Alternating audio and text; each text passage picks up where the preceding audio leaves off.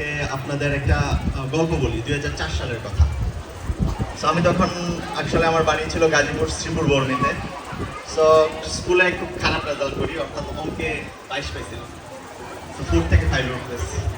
তো তারপর আব্বু আব্বা সিদ্ধান্ত নিয়েছে এটা দিয়ে কিছু হবে না জীবনে। তারপর আমার গাজীপুর শাইনে পাঠাই।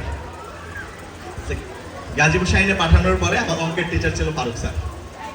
আমি জানি না ফারুক স্যারের কে ক্লাস পাইছো, বাট মাইন্ড সেই লেভেলে খেতে দিত ফারুক স্যার।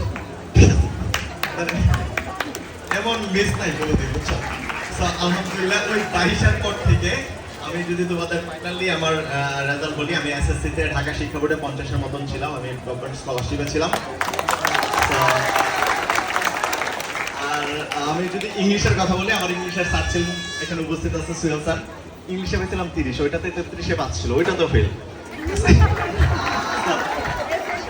তারপরে আমি গাজীপুর শাহিনে আসি।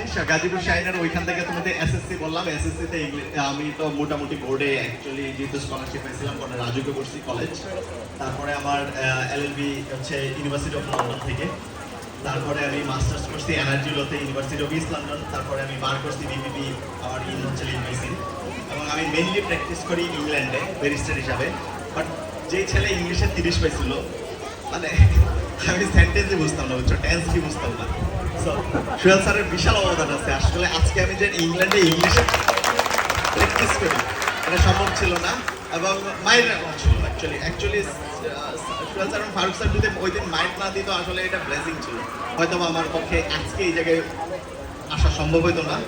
সো যারা অ্যাকচুয়ালি তোমরা এই মুহূর্তে স্যারদের বিভিন্ন শাসনের আন্ডারে আসো, তাহলে এটাকে ব্লেসিং হিসাবে নাও, কারণ ভবিষ্যতে অথবা গেস্ট হিসেবে এখানে বসতে পারবা যদি মাইন্ড খেয়ে থাকো।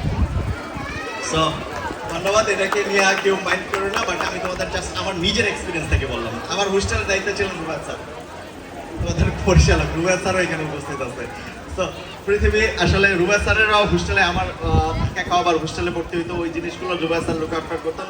এই 3 জন স্যার আমাদের স্টেজে উপস্থিত আছে। এই 3 জনের যদি শাসন না থাকতো হয়তো বা এখানে দাঁড়াইতে পারতাম না। সো স্যারদের কাছে অসংখ্য ধন্যবাদ, আমি কৃতজ্ঞ স্যার আমার জীবনের জন্য আপনাদের কাছে। পাশাপাশি তোমাদের কাছে একটা উপদেশ, যেটা হচ্ছে স্যাররা যখন যেটা করে এটাকে ব্লেসিং হিসেবে চিন্তা করো, এখনো বুঝবো না, ইনশাল্লাহ একদিন রেজাল্ট পাবা। ধন্যবাদ সবাইকে, আমার জন্য দোয়া করো।